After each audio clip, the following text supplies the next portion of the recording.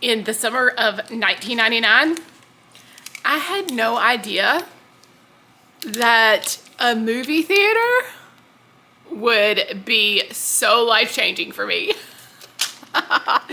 These are some 3D glasses from way back when, okay? And do you remember the excitement and feel that you had as a kid going to the movie theater? I just loved going to the movies. And so my first job that I got was actually at a movie theater. And I did not know that when I got this job, I would actually meet the love of my life.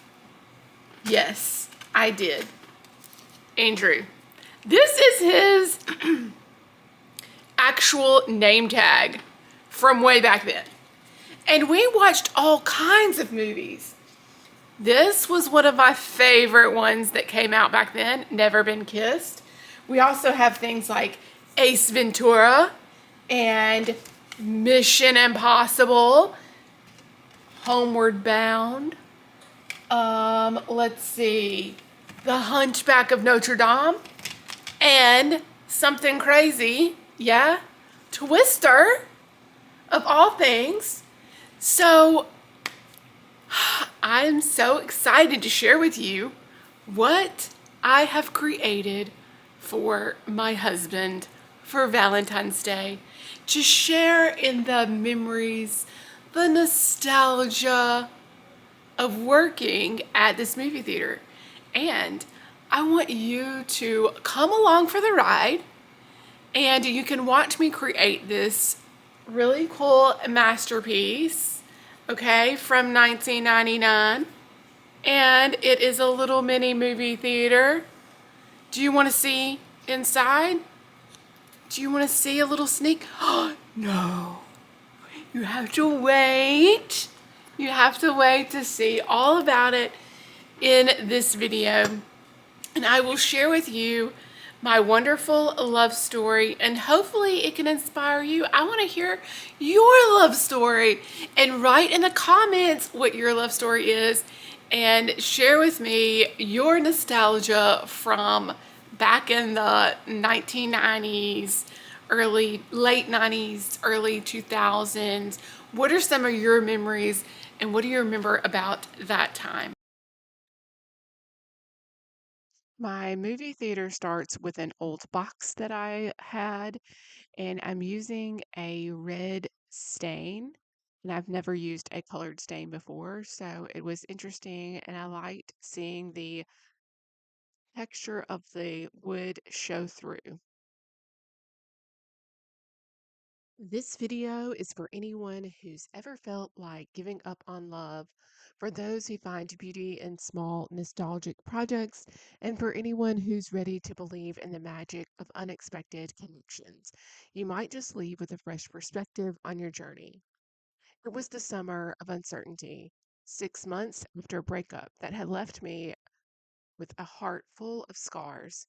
I had resolved almost unconsciously that I would never let myself be vulnerable again, not with anyone.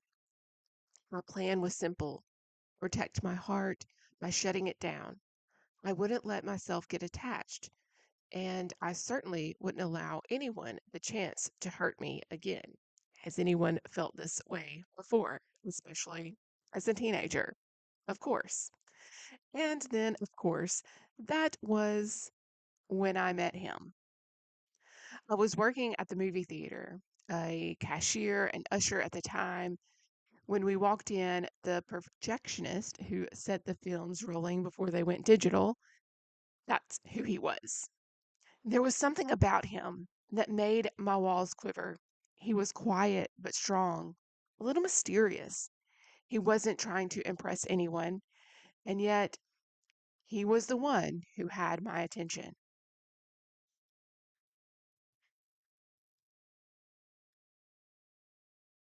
Now, I measured and cut all of these little squares to make these chairs and combine them into these pew-like things.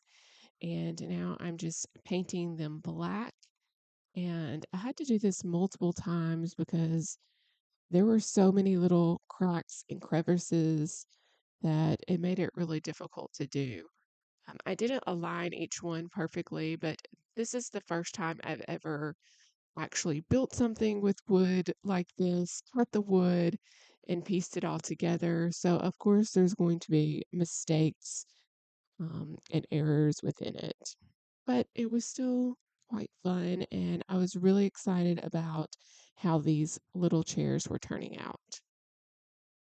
To actually place in the movie theater, I wanted to create a watercolor painting since that's one of my things I've been working on. And so I wanted an image that represented love and, in particular, our love. So once you see what I'm drawing and I tell our story of our first date, you will understand what this means for us.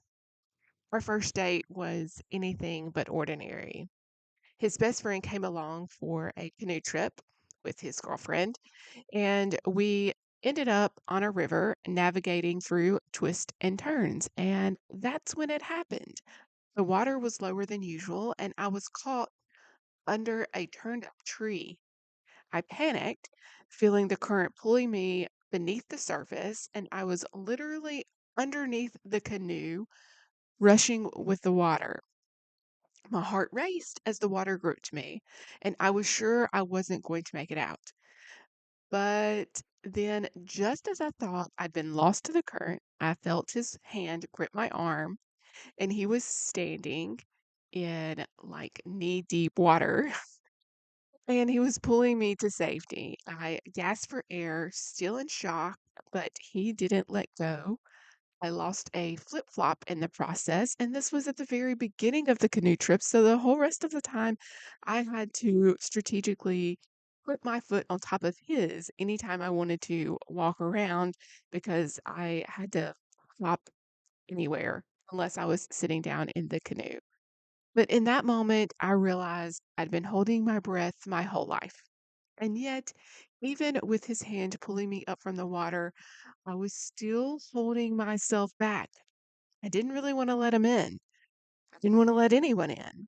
I still hadn't learned how to trust love again. And later, his best friend looked at me in the eye and said, "You're just throwing his heart in the air and stomping on it." I felt so horrible about it. It hit me in a way that I didn't expect. I felt a pang of guilt, sadness, because I realized that I was pushing him away. And I didn't want to admit that I was afraid, afraid of feeling vulnerable, afraid of getting hurt. But his words made me reflect.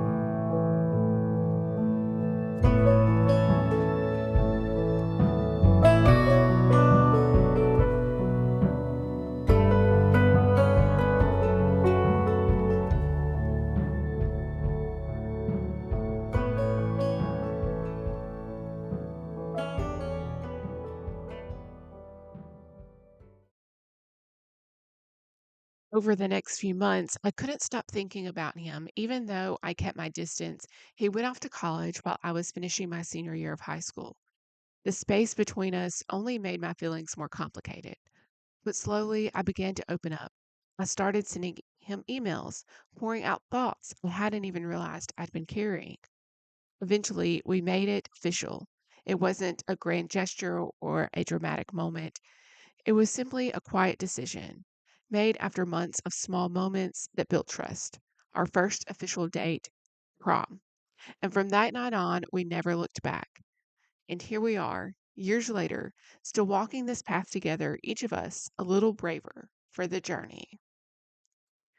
And now I'm making the title of the box on top, and it says Theater of Memories. And I will go back in and insert that in black ink and lettering, as you see there. And now I color these little white balls yellow with just a marker, and I'm putting them around to showcase as lights. I'm actually going to add some lights in later, but I wasn't able to get lights that were really tight and close together. So I just decided to do this little technique to commemorate our journey. I decided to create this piece of art that blends our story with a bit of nostalgia, miniature movie theater. It's a symbol of how love, like a film, has different acts, unexpected twists, and moments of tension and release, much like the movies we used to watch together. And we kind of still do. Our relationship has its ups and downs, but each moment has been part of a bigger picture. And now I'm gluing down my finished top portion, so I have a little bit of decor. And he used to keep some of the film in the projection, and so we had a few of those left. They were different trailers for movies, and I cut off a little piece. This was like the pre-part that didn't actually have any movie on it, um, and put that on there as part of our memory. And now I'm adding in the little rug in between and the seats. And then now I have the lights in there. And you can see I added some red curtain against the watercolor painting of us in a canoe. And then I have to go in and piece all of these in very carefully. And then I glue it in and I paint the wire black. This little theater will hold space for the story of love and growth and trust, elements that have built our relationship.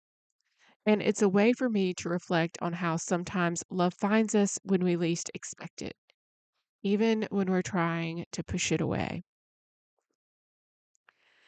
As I finish this movie theater, making these little posters from 1999, and I have to cut them so that the door will actually open.